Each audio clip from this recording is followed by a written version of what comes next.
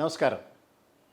అనేక మంది బ్యాంక్స్‌లో వారికి ఉన్నటువంటి ఖాతాల్లో ఏ రకంగా మనం ఖాతా జమలు చేసుకోవచ్చు, ఎంతెంత మొత్తాల్ని మనం ఖాతాల్లో జమ చేసుకోవడమే కాకుండా మొత్తాలను నిల్వ చేసుకోవచ్చు అనేటటువంటిది అనేక మందికి ఉండే సహజంగా వచ్చేటటువంటి అనేక రకాలైనటువంటి డౌట్స్. దీంతో పాటుగా గడిచినటువంటి దాదాపు 8 సంవత్సరాల కాలంగా, అంటే 2016 సంవత్సరంలో ఎప్పుడైతే డీమానిటైజేషన్, నోట్ల రద్దు అనేటటువంటిది ప్రస్తుతం ఉన్నటువంటి కేంద్ర ప్రభుత్వం ఆనాడు ప్రవేశపెట్టిందో, ఆ తర్వాత జరిగినటువంటి అనేక సంఘటనలు కనుక చూస్తే బ్యాంక్స్ అకౌంట్ని ప్రధానంగా ఇన్కమ్ ట్యాక్స్ డిపార్ట్మెంట్ చాలా దగ్గరగా మానిటర్ చేస్తోంది అనేటటువంటిది చాలామంది తెలుసుకోవాల్సినటువంటి ప్రధానమైనటువంటి విషయం.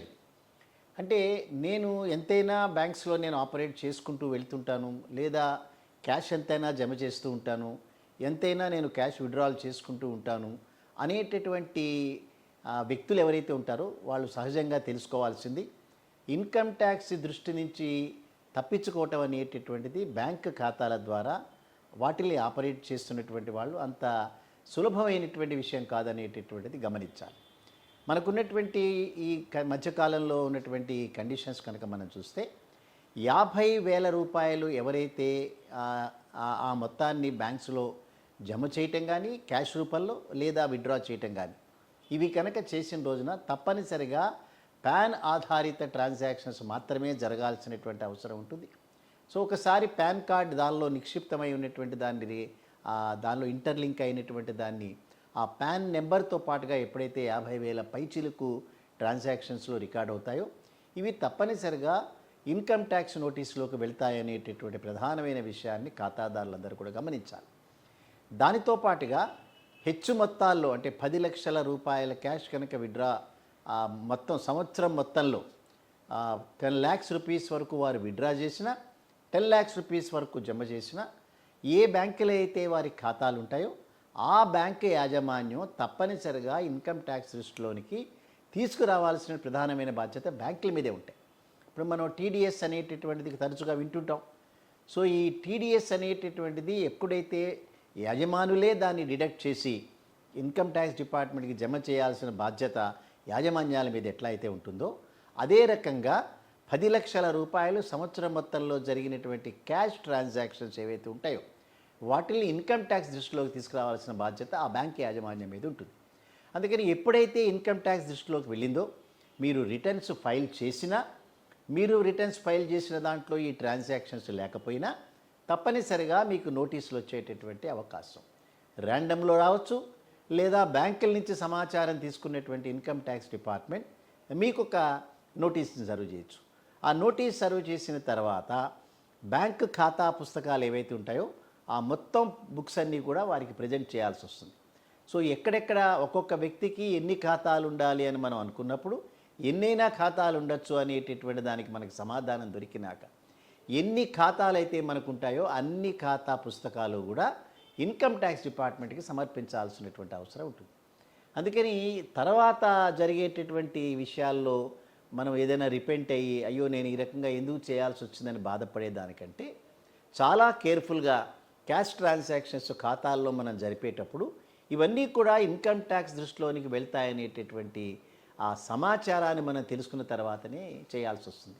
అదే రకంగా ఇందాక మనం అనుకున్నట్లుగా 50,000 రూపాయల ట్రాన్సాక్షన్స్ ఏదైతే అనుకున్నామో ఆ 50,000 రూపాయల ట్రాన్సాక్షన్ నీకున్న పాన్ ఆధారితగా సంబంధించినవి కాబట్టి 2 లక్షల రూపాయల పైబడి ఒక ట్రాన్సాక్షన్లో ఎప్పుడైతే కనుక మనం క్యాష్ విత్డ్రా చేసినా, ఖాతా జమ చేసినా కూడా ఆ వివరాలు కూడా ఇన్కమ్ ట్యాక్స్ డిపార్ట్మెంట్ నోటీసులోకి వెళ్తాయనేటటువంటిది తప్పనిసరిగా తెలుసుకోవాల్సినటువంటి అంశం.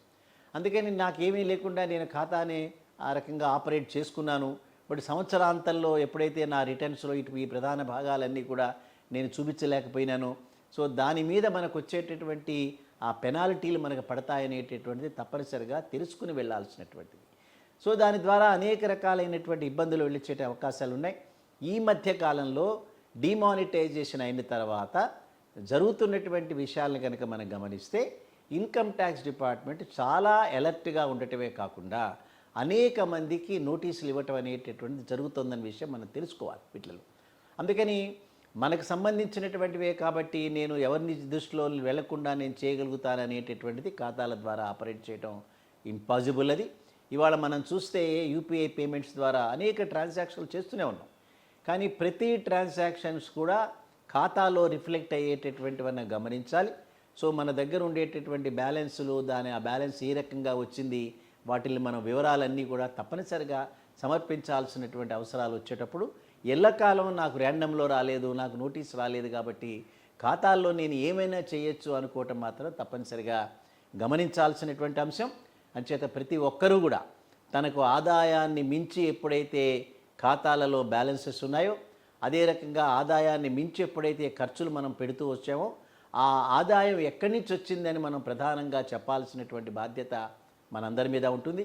సో అంచేత కేవలం ఇన్కమ్ ట్యాక్స్ డిపార్ట్మెంట్ ఎవరెవరికో పెద్ద పెద్ద వారికి సంబంధించిన వారికే నోటీసులు వస్తాయి, లేదా మనకి ఖాతాలకు సంబంధించి మనం బాధపడాల్సినటువంటి అవసరం లేదు అని ఎవరు కూడా అనుకోవాల్సినటువంటి అవసరం లేదు. సో ఇవన్నీ ముందు జాగ్రత్తగా చెప్పేటటువంటి మాటలు మాత్రమే. అంతేకాని ప్రతి ఒక్కరూ ఏదో దాస్తున్నారనో లేకపోతే ప్రతి ఒక్కరికి దగ్గర ఒక అన్యాయం అక్రమమైన రీతిలో ఆదాయాలు ఉన్నాయని చెప్పడం మన ఉద్దేశం కాదు ఇక్కడ. సో బ్యాంక్ ఖాతాల్లో మనం చేసేటటువంటి ప్రతి ట్రాన్సాక్షన్ కూడా అది ఇన్కమ్ ట్యాక్స్ డిపార్ట్మెంట్ దృష్టిలోనికి వెళ్ళడానికి అవకాశాలు ఉన్నాయనేటటువంటిది ప్రధానంగా గమనించాలి.